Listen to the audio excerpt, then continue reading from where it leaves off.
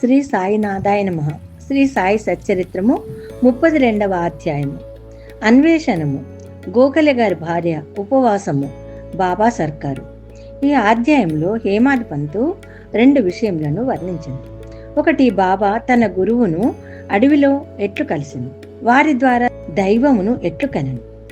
2, గోఖలే వారి భార్య 3 రోజులు ఉపవసించి నిశ్చయించుకొనగా ఆమెచే బాబా ఎట్లు ఉపవాస దీక్ష మాన్పించింది.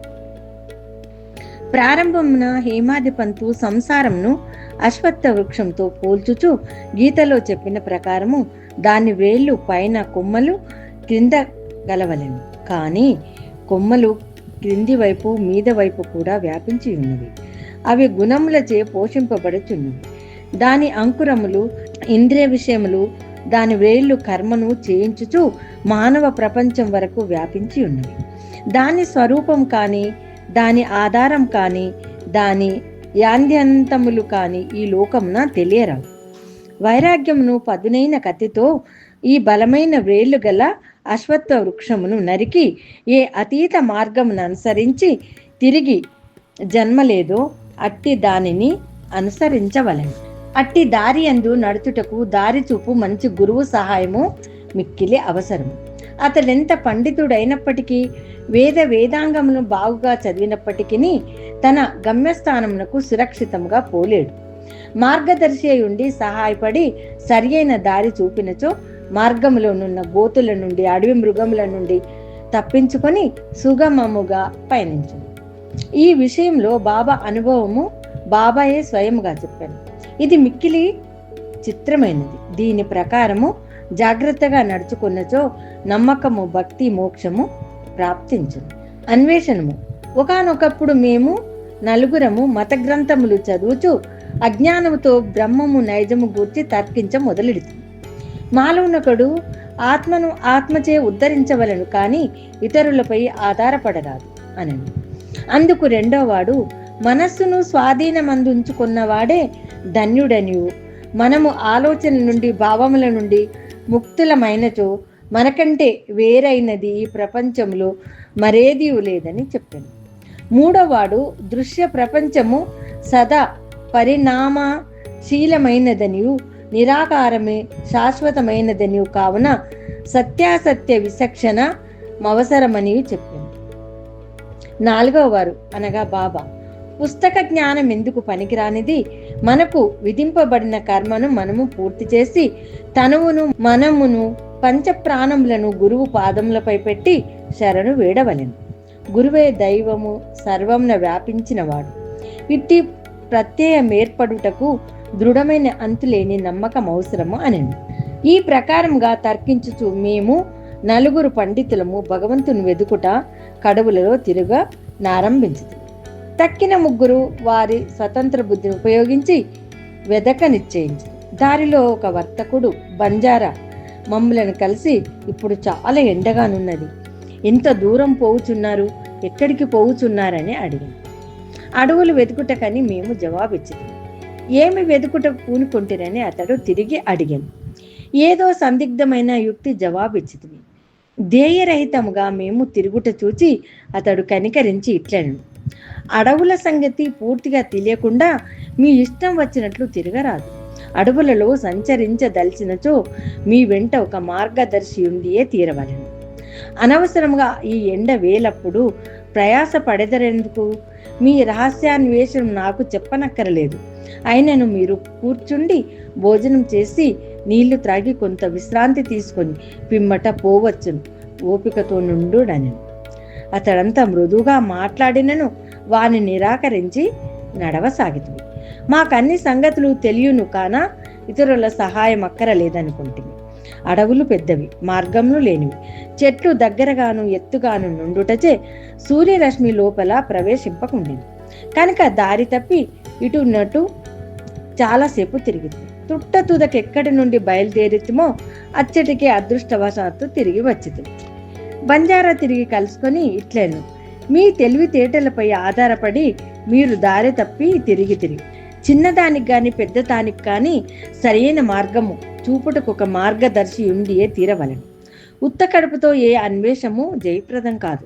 భగవంతుడు సంకల్పించనిదే మనకు దారిలో ఎవ్వరు కలిగరు. పెట్టిన భోజనం వద్దనకుడు, వడ్డించిన విస్తరిని త్రోసివేయకుడు. భోజన పదార్థము అర్పించుట శుభసూచకం. ఇట్లంచూ తిరిగి మమ్మలను ప్రశాంతంగా భోజనం చేయమని బతిమాలాడు. నా మిత్రులు ముగ్గురు ఈ మాటలను లక్ష్య పెట్టక భోజనం చేయకుండా ప్రయాణం సాగించారు. వారి హఠం ఆ విధముగా నుండి నేను మాత్రం ఆకలితోనూ దాహంతోనూ ఉంటిని. బంజారా చూపిన అసామాన్య ప్రేమకు లొంగిపోతిని. మేమెంతో తెలివైన వారం అనుకుంటుంది, కానీ దయా దాక్షిణ్యములకు దూరమైతుంది. బంజారా చదువుకున్నవాడు కాడు, యోగ్యతలు లేనివాడు, తక్కువ జాతివాడు, కానీ వాని హృదయము ప్రేమమయం. భోజనం చేయమని మమ్మల్ని వేడెను. ఈ విధముగా ఫలాపేక్ష లేకుండా ఎవరైతే ఇతరులను ప్రేమించదరో వారు నిజముగా నాగరికులని ఎంచి వాని ఆతిథ్యము నమోదించుటయే జ్ఞానమునకు ప్రథమ సోపానమని అనుకుంటే. మిక్కిలి మర్యాదతో అతడు పెట్టిన భోజనము నేను తిని అనగా బాబా నీళ్లు త్రాగితిని. ఏమి ఆశ్చర్యము! వెంటనే మా గురువుగారు వచ్చి మా ఎదుట నిలిచింది. వారడుగుటచే జరిగిన వృత్తాంతమంతయు విశదపరిచింది. అప్పుడు వారు నాతో వచ్చుటకు ఇష్టపడేదిరా, మీకు కావలసిందేదో నేను చూపేదను. నా యందు విశ్వాసం ఉన్న వారికే జయము కలుగును అనిది. తక్కిన వారు వారి మాటలకు సమ్మతింపక ఎక్కడికో పోయిరి. నేను మాత్రం వారికి గౌరవపూర్వకంగా నమస్కరించి వారి ఆజ్ఞకు లోబడితే అంతటా వారు నన్ను ఒక బావి వద్దకు తీసుకొని పోయిరి. నా కాళ్ళను తాడుతో కట్టి నన్ను తలక్రిందులుగా ఒక చెట్టుకు కట్టి బావిలో నీళ్లకు 3 అడుగుల మీదుగా నన్ను వేలాడదీసిరి. నా చేతులతో కానీ నోటితో కానీ నీళ్లను అందుకోలేకుంటుంది. నన్ను ఈ విధంగా వేలాడగట్టి వారు ఎచ్చటికో పోయిరి. 4-5 గంటల తర్వాత వారు మరల వచ్చి నన్ను బావిలో నుంచి బయటికి తీసి ఎట్లుంటివని అడిగారు. ఆనందంలో మునిగి ఉంటిని. నేను పొందిన ఆనందమును నా వంటి మూర్ఖుడు ఎట్లు వర్ణించగలడు అని జవాబిచ్చింది. దీనిని విని గురువుగారు మిక్కులు సంతృష్టి చెందిరి. నన్ను దగ్గరకు తీసి నా వీపును తమ చేతులతో తట్టి నన్ను వారి వద్ద నుంచుకొన్నది. తల్లి పక్షి పిల్ల పక్షులను జాగ్రత్తగా చూసినట్లు నన్ను వారు కాపాడిరి. నన్ను తమ బడిలో చేర్చుకొనిరి. అది చాలా అందమైన బడి. అక్కడ నేను నా తల్లిదండ్రులను మరిచితిని. నా అభిమానమంతయు తొలగెను. నాకు సులభంగా విమోచనము కలిగెను. గురువుగారి మెడను కౌగలించుకొని వారిని తదేక దృష్టితో నెల్లప్పుడు చూచుండవలెనని అనుకుంటుని. వారి ప్రతిబింబము నా కనుపాపలందు నిలువనప్పుడు నాకు కనులు లేకుండాటే మేలనిపించింది. అది అటువంటి బడి. అందులో ప్రవేశించిన వారెవ్వరునూ రిక్తహస్తములతో బయటకు రారు. నా గురువే నాకు సమస్తముగా తోచుచుండెను. నా ఇల్లు, నా ఆస్తి, నా తల్లిదండ్రులు అంతయు వారే. నా ఇంద్రియములన్నీ తమ తమ స్థానములు విడిచి నా కండ్ల యందు కేంద్రీకృతమయ్యింది. నా దృష్టి గురువునందు కేంద్రీకృతమయ్యింది. నా ధ్యానమంతయు నా గురువు పైననే నిలిపితిని. నాకింకొక దాని యందు స్పృహ లేకుండెను. వారిని ధ్యానము చేయనప్పుడు నా మనస్సు, నా బుద్ధి స్తబ్దమగుచుండెను. నిశ్శబ్దంగా వారికి నమస్కరించుచుండెను. ఇతర పాఠశాలలో పూర్తిగా మరొక విధమైన దృశ్యములు కానవచ్చు. భక్తులు జ్ఞానము సంపాదించుటకు పోయి ద్రవ్యమును, కాలమును, కష్టమును వ్యయము చేసేదరు. తుదకు పశ్చాత్తాపపడెదరు. అక్కడున్న గురువు తనకు గల రహస్య శక్తిని గురించి తన రుజువర్తనము కూర్చి పొగుడుకొనుచు తన పావిత్ర్యమును ప్రదర్శించునే కాని హృదయము మృదుగా నుండెను. అతడు అనేక విషయముల గూర్చి మాట్లాడును. తన మహిమను తానే పొగుడుకొను. కానీ అతని మాటలు భక్తుల హృదయం నందు నాటవు, వారిని ఒప్పింపజేయవు. ఆత్మసాక్షాత్కారం అతనికి తెలియనే తెలియదు. అటువంటి బడులు శిష్యులకేమి మేలు చేయును, వారికేమి లాభము? కానీ పైన పేర్కొన్న గురువు మరొక రకం వారు. వారి కటాక్షంచే ఎట్టి శ్రమ లేకయే ఆత్మజ్ఞానము దాని మట్టుకది నా యందు ప్రకాశించను. నేను కోరుటకేమీ లేకుండా సర్వము దాని మట్టుకదియే పగటి ప్రకాశం వలె బోధపడను. తల క్రిందుగాను కాలు మీదుగా నుంచుట వలన కలుగు ఆనందము గురువుకే తెలియదు. నలుగురులో ఒకడు కర్మఠుడు అనగా కర్మలందు నమ్మకం కలవాడు. అతనికి కొన్ని కర్మలు, విధులు, నిషేధములు మాత్రమే తెలియదు. రెండవ వాడు జ్ఞాని. అతడు తనకున్న జ్ఞానమునకు గర్వించువాడు. మూడవ వాడు భక్తుడు, భగవంతునికి సర్వస్వ శరణాగతి చేసేటివాడు. భగవంతుడే సర్వమును చేయువాడని అతని నమ్మకం. వారిట్లు తర్కించుచు వివాద పడుచుండగా దేవుని సమస్య వచ్చెను. వారు తమకు తెలిపిన విద్యపై నాధారపడి దేవుని వెదుటకు పోయి వివేకమునకు వైరాగ్యమునకు అవతారమగు శ్రీ సాయి ఆ నలుగురిలో నొకరు. పరబ్రహ్మ స్వరూపులై కూడా వారెందుచేత ఇతరులతో కలిసి తెలివి తక్కువగా ప్రవర్తించిరని ఎవరైనా అడగవచ్చు. ప్రజాభిప్రాయమును వారి మంచిని సంపాదించుటకును వారికి ఒక ఉదాహరణ చూపుటకును వారిట్లు చేసిరి.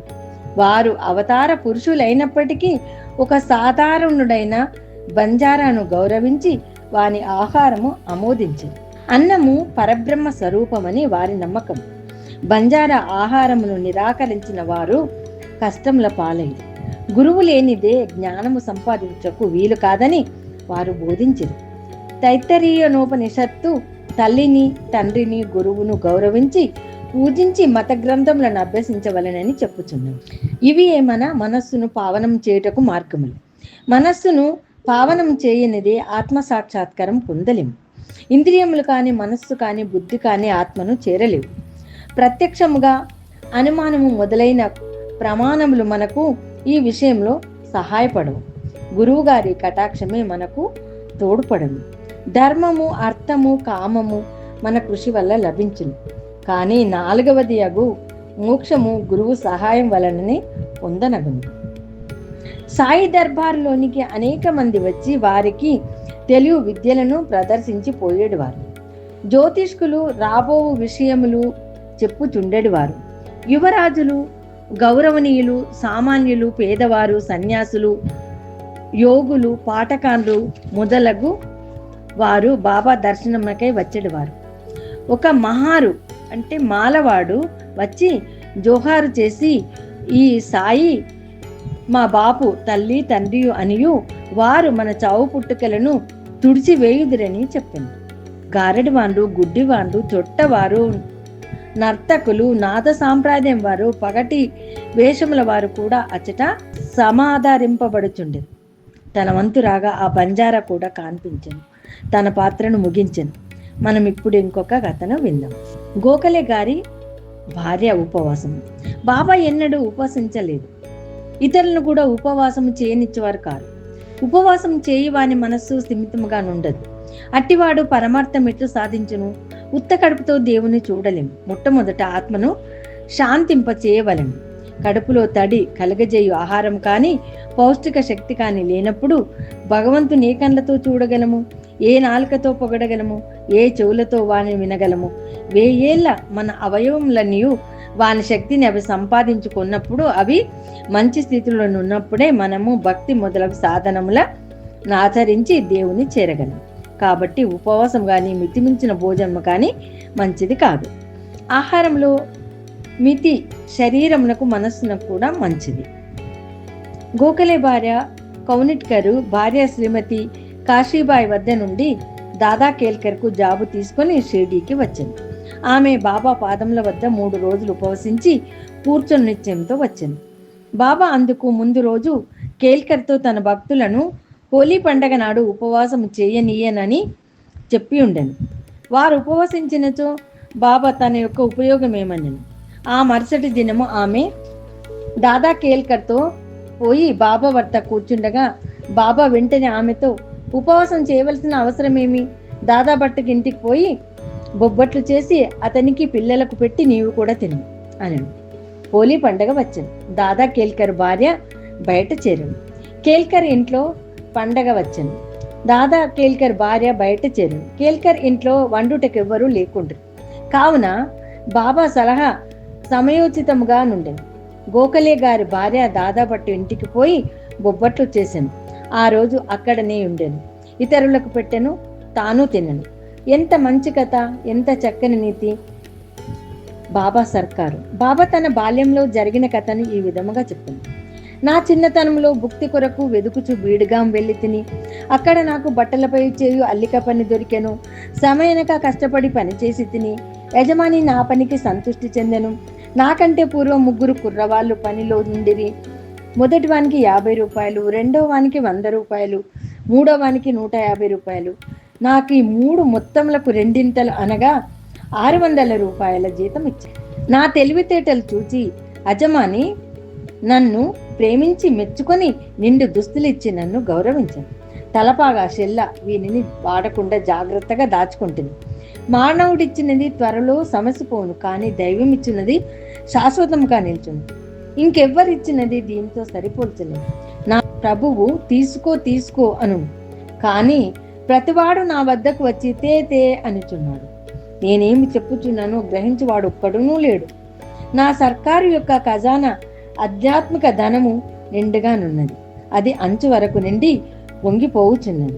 నేను త్రవి ఈ ధనమును బండ్లతో తీసుకుపండు. సుపుత్రుడైన వాడు ఈ ద్రవ్యం నంతయు దాచుకొనవలను అనుచున్నాను. నా పకీరు చతురత, నా భగవాను లీలలు, నా సర్కారు అభిరుచి మిక్కిలి అమోఘమైనవి. నా సంగతి ఏమి? శరీరము మట్టిలో కలిగి, ఊపిరి గాలిలో కలిగి, ఇట్టి అవకాశం తిరిగి రాదు. నేనెక్కడికో పోయేదని, ఎక్కడనో కూర్చుండేదని మాయ నన్ను మిగుల బాధించుచున్నది. అయినప్పటికీ నా వారి కొరకు నేను ఆతుర పడిదను. ఎవరైనా ఏమైనా సాధన చేసినచో తగిన ఫలితము పొందేదరు. ఎవరైతే నా పలుకులను జ్ఞప్తిని దుంచుకున్నదో వారు అమూల్యమైన ఆనందమును పొందెదరు. 32వ అధ్యాయము సంపూర్ణం. సద్గురు శ్రీ సాయినాథార్పణమస్తు. శుభం భవతు.